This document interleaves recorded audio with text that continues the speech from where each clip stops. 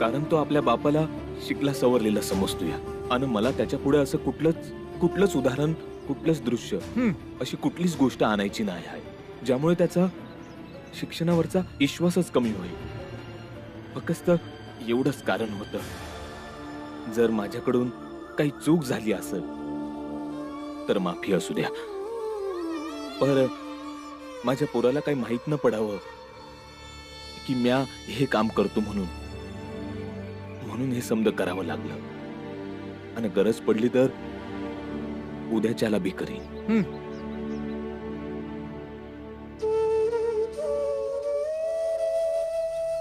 आणि शेठजी, मला आता घरला जायला पाहिजे. माझ्या बहिणीला काही लोकांनी धक्का दिला आणि ती खाली पडली. लय वाईट प्रकारे दुखापत झाली. आणि जर मी तुला सुट्टी नाही दिली तर मजबुरीसाठी मला नोकरी सोडावी लागेल. नाती वाचतील तर काम नंतर बी करू शकेन. शेठचे आराम जितलाय का म्हणती माणूस दिसतोय. मी तर बोलतोय याला नोकरीवरनं काढून टाका. जा, परत ये, मग हिशोब करू तुझा. आभारी आहे शेठजी.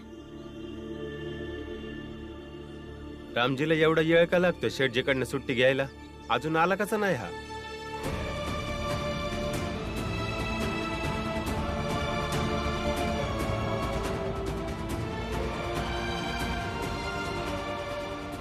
चला चला बिंबाळा, आणि तसं बी आपल्याला पोचता पोचता लई येळ होईल. चल चल.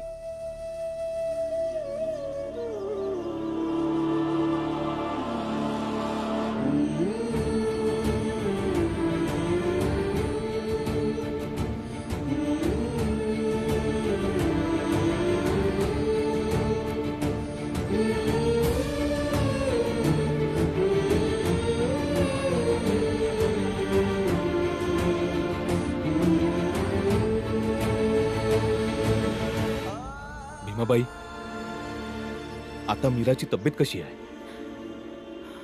अरे रडाय काय झालं? सांग, काय झालं? वैद्यबाई रात्रीपासून उपचार करीत आहेत. पर अगं पर काय? पर वैद्यबाई बोलत्यात आता काही सांगता नाही येणार.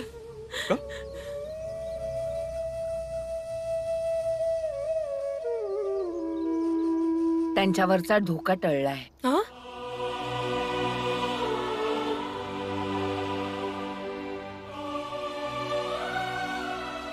दोन 4 तासांनी तुम्ही त्यांना नेऊ शकता, पण त्यांच्या पायाला जो आतून मुकामार लागलाय तो कधीपर्यंत ठीक होईल आणि त्या कधी चालू शकतील हे मी आता नाही सांगू शकत. वैद्य काकू, तुम्ही काळजी नका करू. आम्ही व्यायाम बियाम करून आत्याला बरी करू.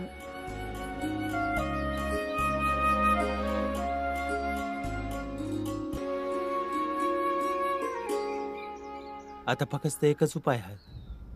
आत्याला ज्या माणसाने धक्का दिला होता त्यासनी पकडून त्यांचा हात पाय तोडलं पाहिजे. त्यामुळे आत्याचा बदला पुरा होईल आणि ती लवकरच बरी होईल. तुम्ही समजावा या पोराला. भांडण खून कवापासून हेच बोलत आहे.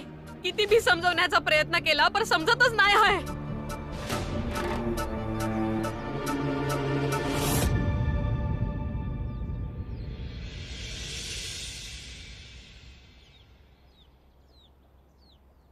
बाळा, भांडण तंट्यानं आतापर्यंत कुठल्या गोष्टीचा शेवट झालाय का? सांग ना. बाबा, तुम्ही जे करताय त्यानं बी काय बदललं नाहीये ना? आपण जेव्हा पहिल्यांदा साताऱ्याला आलेलो तेव्हा जसे हे लोक आपल्याला त्रास देत होते, आपली लायकी विसरून आमची बरोबरी करायला निघाले. ही लोक आमच्या बरोबर नाही राहू शकत, ही गोष्ट सांगणं गरजेचं आहे यांना.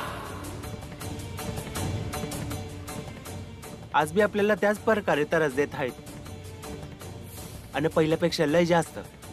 तर निर्णय झालाय, भीमराव आणि त्याच्या जातीतला कुठला बी मुलगा या शाळेत शिकणार नाही, समजलं? भीम! मारून टाका ह्याला.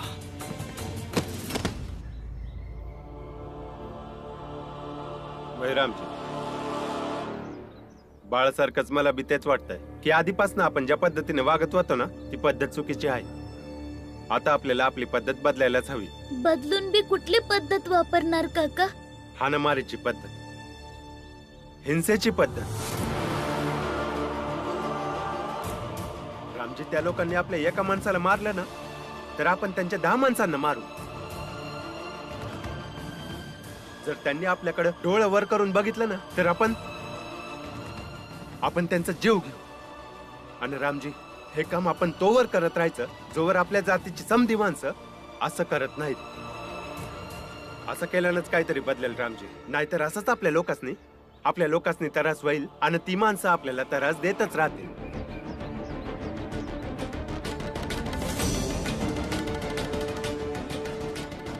इकडे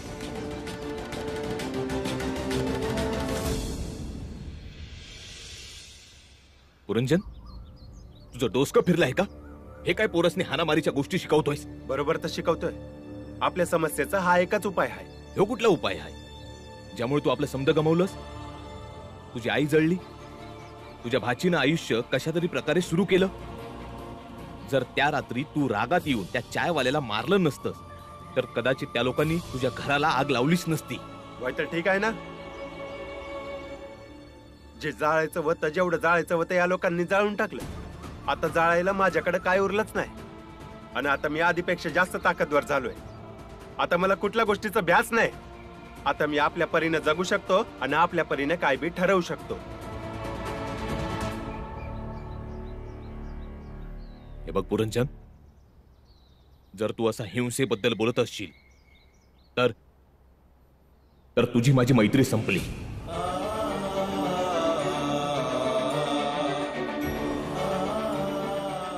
कारण की म्या ज्याला आपला मानतो त्याला मी चुकीच्या मार्गावर जाण्यापासून वाचवायला काय बी करतो.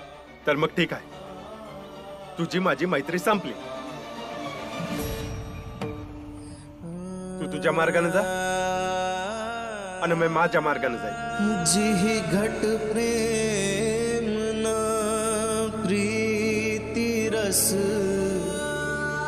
पुनि रसना नहीं ना ते नर या संसार में उपजी भय बेकार. बघ बाळा, तुमचं म्हणणं मला पटलं नाही बाबा. असं नसतं की तुम्ही परत यायला बरोबर असता. पुरंजन काका बी आपल्या मार्गावर बरोबर विचार करतात. त्यांचा विचार बी चांगला सिद्ध होऊ शकतो आणि मी बी तोच विचार करतो. त्यांना बी त्यांच्यासारखंच उत्तर दिलं पाहिजे.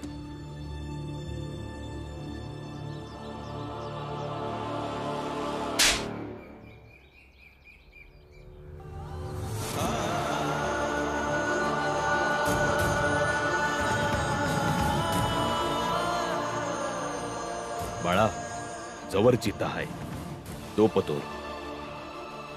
कमीत कमी माझ्या पोरांसाठी जे बरोबर असेल तेच करणार.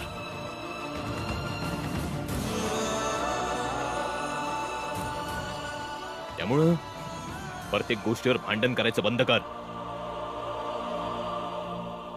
आता तुम्ही त्यांना भेटू शकता. त्यांची प्रकृती आता स्थिर आहे आणि तुम्ही त्यांना घरीही नेऊ शकता.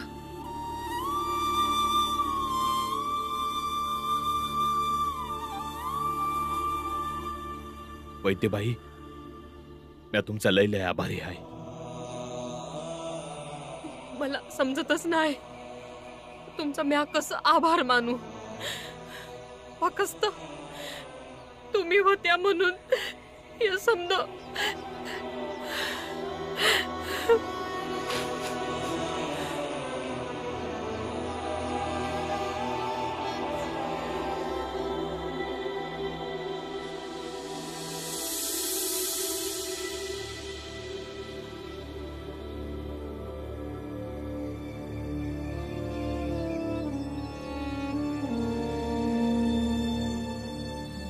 ताई,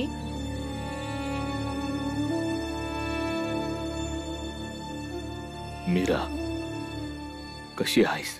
बरी. बरी आहे. तू मी खूप खूप त्रास दिला ना मी. एकदम गप गप बसा तुम्ही.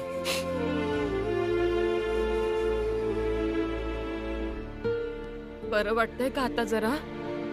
माझा पाय लय लय दुखतोय.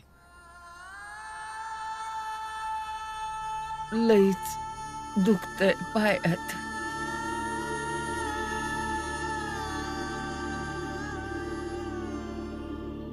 वैद्यबाईंनी औषध दिलंय ना? हा अन आम्ही समधी हाय. समध ठीक होईल. वय पण तुम्हाला धक्का कोणी दिला होता आत्या?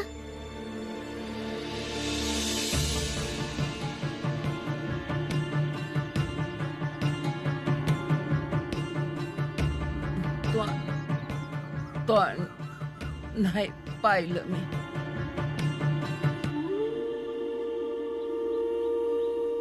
काही नाही नाही काय बी विचार नका करू. आधी आराम करा ना लवकर बरे व्हा. हा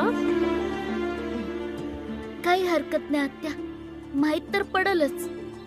चल बाळा, तुझ्या आत्याला घरला घेऊन जाऊया.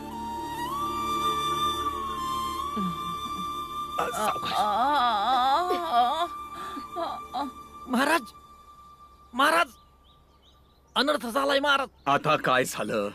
त्या भीमरावची आत्या वाचली महाराज. तिला वैद्यबाईनं सांगितलंय तिला चालायला फिरायला लय वेळ लागल, पर जीव तर वाचला की महाराज. ही तर खूप चांगली गोष्ट आहे, कारण ती जर मेली असती तर सगळंच संपलं असतं. पण आता तिच्या मनामध्ये भीती राहील, कारण तिला धक्का कुणी मारला हे माहित नाही. आणि ही तिच्या आणि तिच्या समाजातल्या लोकांसाठी धक्का कुणी मारला ही गोष्ट खूप मोठी बनेल. यामुळे बाकीचे सर्व घाबरून राहतील, कारण कुणी जर त्या भीमरावच्या आत्याला मारण्याचा प्रयत्न करू शकतंय तर मग बाकीच्यांचा पण जीव घेण्याचा प्रयत्न अवश्य केला जाऊ शकतो. आणि हेच मोठं यश आहे तुम्हा सर्वांचं, कारण जेव्हा तिच्या घरातील लोक तिला घेऊन जातील तेव्हा ते सगळे आधीपेक्षा कमी ताकदवर असतील, कारण पहिल्यांदाच त्यांच्या मनामध्ये भीती असेल. आरामात. माग माग माग सरके दीदी. आरामात. हा आरामात आरामात.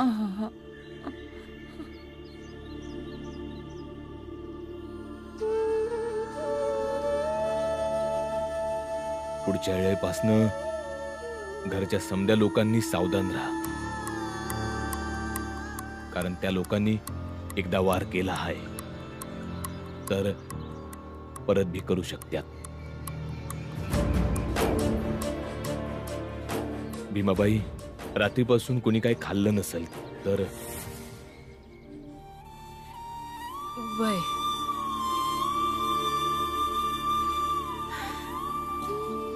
समद्यांनी अंघोळ करा. तवर म्या समद्यांसाठी चहा अन्न खायला काहीतरी बनवते. अन्न भीमा तुझ्यासाठी दूध घेऊन येते. ताई तुम्ही भी काहीतरी खाऊन घ्या, औषध घ्यायचं आहे ना. चला जावा. चल ग, ये माझी मदत कर.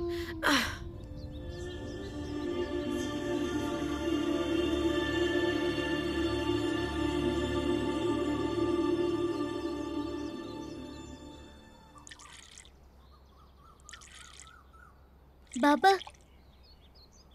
या खाटेची किंमत किती असेल? का? काय झालं?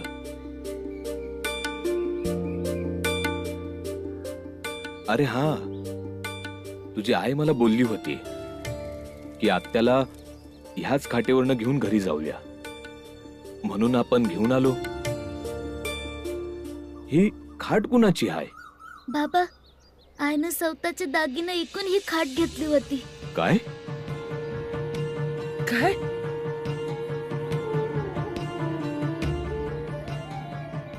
कारण आत्याला वैद्य काकूंकडे घेऊन जाता यावं. वहिनी, दुसरा कुठलाच उपाय नव्हता. बाबा, ही खाट कितीची असेल? असेल काही 12-13 आण्याची. बाबा, तुम्ही मला 13 आणे द्या ना, म्हणजे मी आईचं दागिनं त्यांच्याकडनं परत आणेन. कारण आता जर त्यानं नाही परत दिली तर मलाच काहीतरी करायला लागेल. पण 13 आणे घेऊन हा करणार काय आहे? काय करणार आहेस तू? हा, बोल ना, काय करणार आहेस? ऐकलं नाही बाबांनी काय म्हणलं? लक्ष ठेवा, सावधानी बाळगा. आपल्या मधल्या कुणावर बी हमला करू शकतात. समजत नाही का तुला? आई, सावधान राहण्याचा अर्थ हा थोडीच असतो का कुणी बी आपल्या संग वाईट केलं तरी आपण गप्प राहायचं. आणि आई, आत्याला ज्या कोणी बी धक्का दिला असेल त्याला बी मी शोधून काढेन.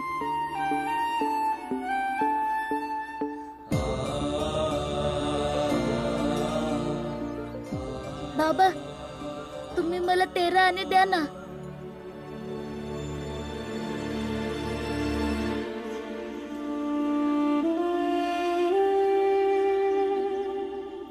हे बघ बाळा, चुकीला बरोबर करण्याच्या नादात कुठलं बी वाईट काम करू नकस. बाबा, मी असं काय बी चुकीचं काम करणार नाही ज्यामुळे तुम्हासनी त्रास होईल.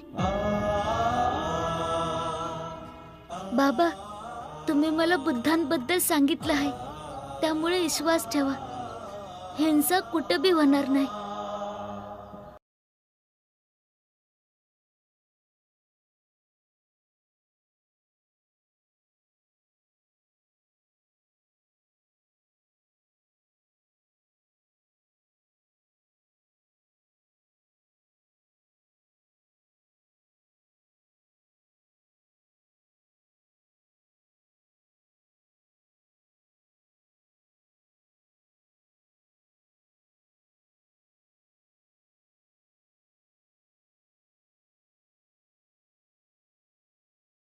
भीमा,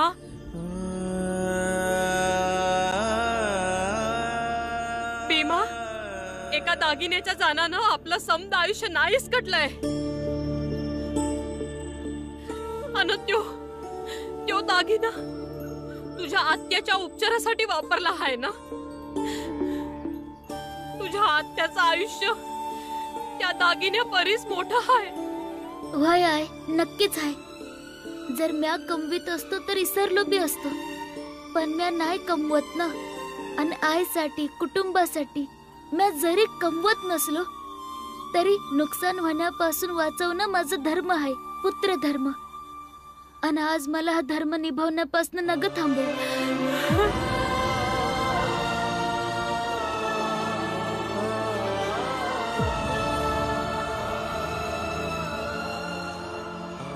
बाळा,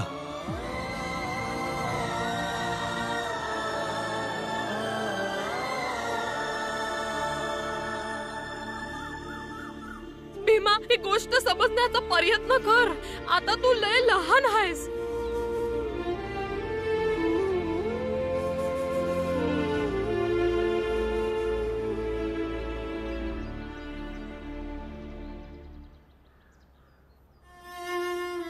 तरुण पोरावर हात उचलला नाही पाहिजे होता, पण गोष्टच अशी काही होती ती सहन करणं बी अवघड होत होतं. मी हे नाही बोलत आहे की तुम्ही आमच्या चांगल्याचा विचार नाही करत, पर नेहमी तुमची विचार करण्याची पद्धत आणि माझी पद्धत कवच मिळत जुळत नाही.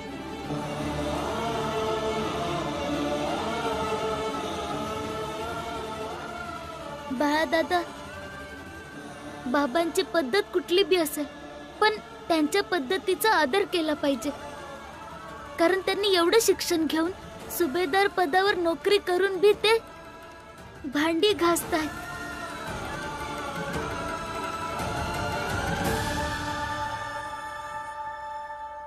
जो तिल माही तेल है